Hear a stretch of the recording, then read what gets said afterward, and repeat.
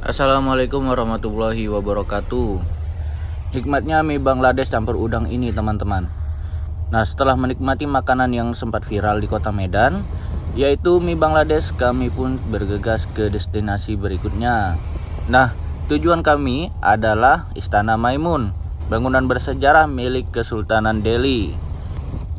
Setelah melihat Google Map, ternyata kami harus menempuh jarak 6 km dari titik mie Bangladesh tadi. Tapi tidak masalah teman-teman, karena selain ke Istana Maimun, kami juga ingin berkendara keliling kota Medan menikmati keindahan kota yang bersejarah ini. Oh ya teman-teman, jadi waktu saya di Batam, kan saya orang Batam ya. Di Batam itu kan banyak perantauan orang Batak lah dari Sumatera Utara. Ketika mereka ditanya, abang dari mana, kakak dari mana? Oh, saya dari Medan bang. Oh, saya asalnya dari Medan. Padahal dalam kenyataannya mereka ada yang dari Pemantang Siantar, ada yang dari Brastagi, ada yang dari Toba, ada yang dari Binjai, ada yang dari Sibolga. Tapi rata-rata mengaku sebagai orang Medan. Ya, saya paham sih. Mungkin supaya mereka lebih praktis ya menjelaskan, supaya saya nggak banyak tanya tentang daerah asal mereka yang secara detail ya. Nah, kalau misalnya hal ini terjadi terus-menerus, sebagian besar orang Sumatera Utara yang bukan orang Medan ya, mengakunya orang Medan ketika di luar, ya orang taunya Pemantang Siantar itu adalah bagian dari Medan. Padahal Pemantang Siantar itu adalah kota tersendiri. Jaraknya itu ada 3 jam perjalanan dari kota Medan. Oke? Setelah itu Binjai itu adalah bagian dari Medan. Padahal Binjai itu adalah kota otonom terpisah dari Medan. Orang taunya ya Toba itu adalah bagian dari Medan. Padahal Toba itu adalah kabupaten tersendiri.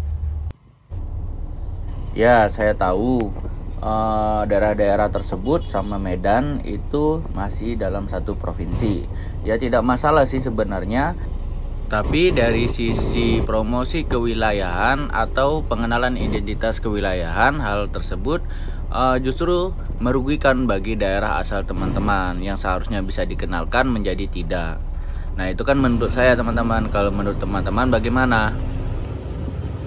Jadi teman-teman, kota Medan itu merupakan kota terbesar di Sumatera. Di Pulau Sumatera, dan juga kota terbesar ketiga di Indonesia. Nah, Medan ini memiliki sejarah yang sangat panjang teman-teman.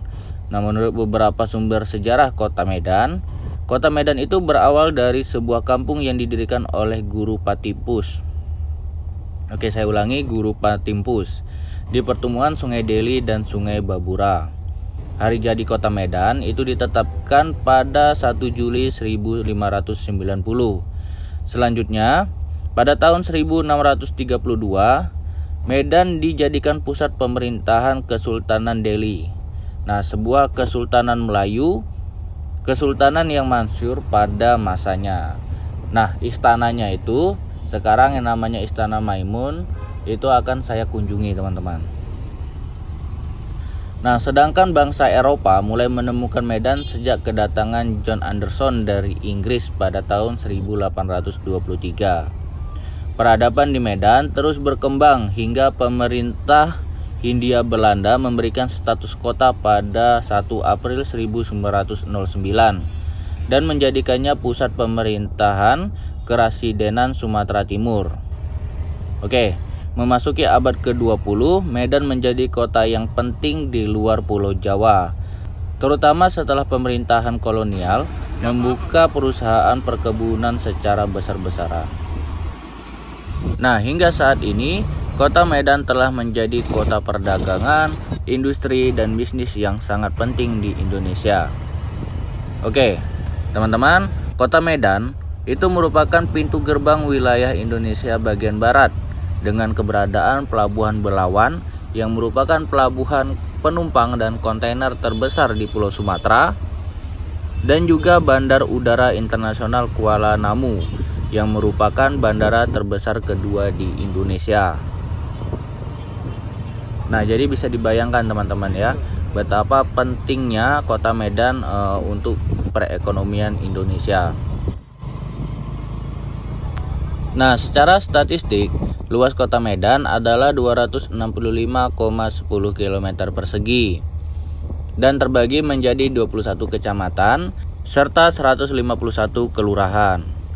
Nah, teman-teman, data pada tahun 2020 ya, berarti 2 tahun yang lalu, Kota Medan itu memiliki penduduk sebanyak 2.460.858 jiwa. Oke, kalau sekarang mungkin sudah bertambah lah 100-200 ribu teman-teman.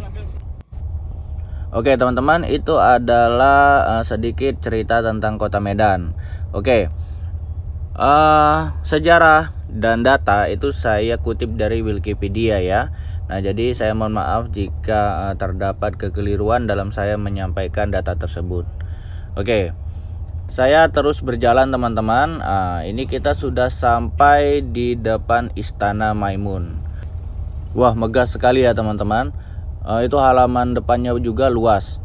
Nah, saya tidak bisa membayangkan teman-teman pada masa itu betapa megahnya bangunan ini. Nah, ini bisa jadi gambaran bahwa Kesultanan Delhi itu merupakan kesultanan yang sangat kaya teman-teman. Nah, jadi kita langsung saja ke gerbang masuk ya. Nah, itu ada pos security, kita langsung parkir di situ saja teman-teman. Itu ongkosnya 3.000 ya sekali parkir. 3.000 itu untuk parkir motor teman-teman ya. Kalau mobil saya kurang tahu karena saya nggak tanya kemarin. Nah, itu ada jadwal kunjungan teman-teman pukul 8 pagi sampai pukul 18 waktu Indonesia Barat. Oke, tentang Istana Maimun ada di video selanjutnya ya.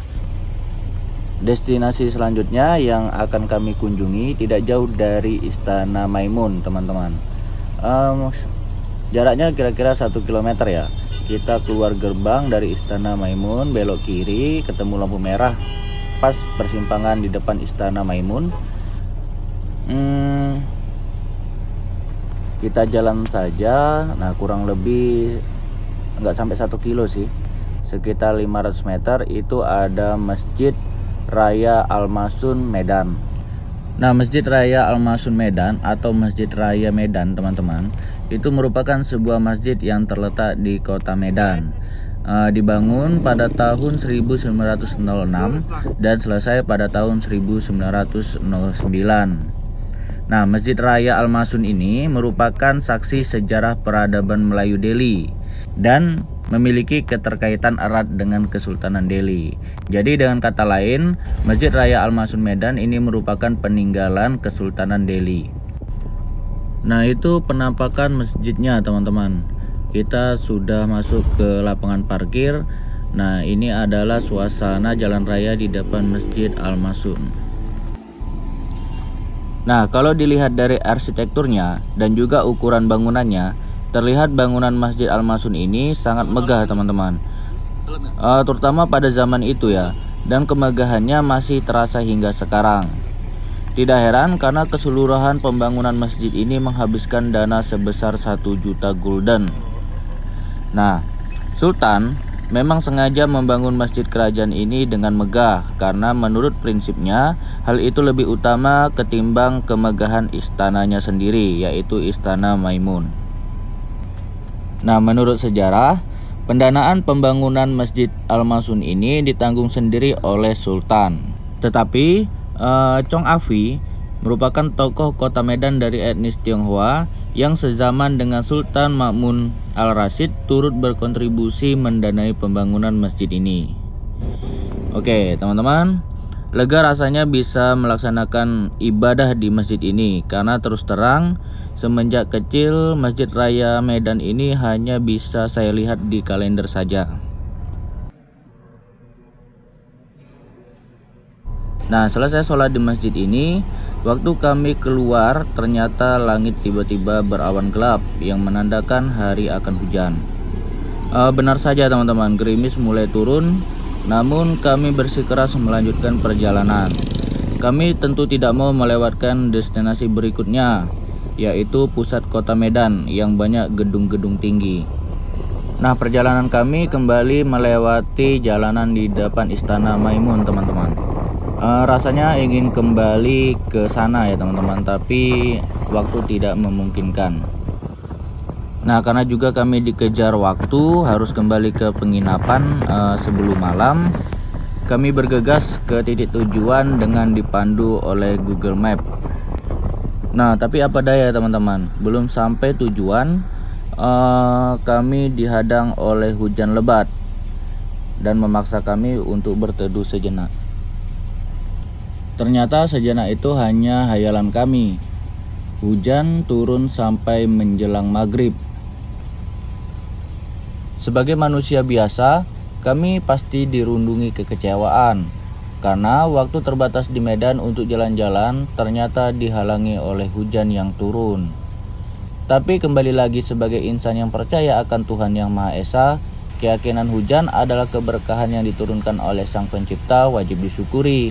Karena semesta pastinya bergembira dilimpahi keberkahan setetes demi setetes mutiara yang membuat kehidupan. Nah, tapi tidak apa-apa, karena waktu yang terbatas kami harus kembali ke penginapan. Akhirnya kami disuguhi pemandangan seperti ini. Nah, kami tidak tahu ini di simpang mana, tapi ada tugu yang terdapat jamnya teman-teman. Di sini sangat estetik, bagus untuk spot foto dan mengambil shoot video. Akhirnya kami hanya berdiam diri di simpang ini hingga menjelang maghrib, menikmati keindahan sore di suatu tempat di kota Medan. Sekian perjalanan kami hari ini. Jangan lupa berbahagia. Assalamualaikum warahmatullahi wabarakatuh.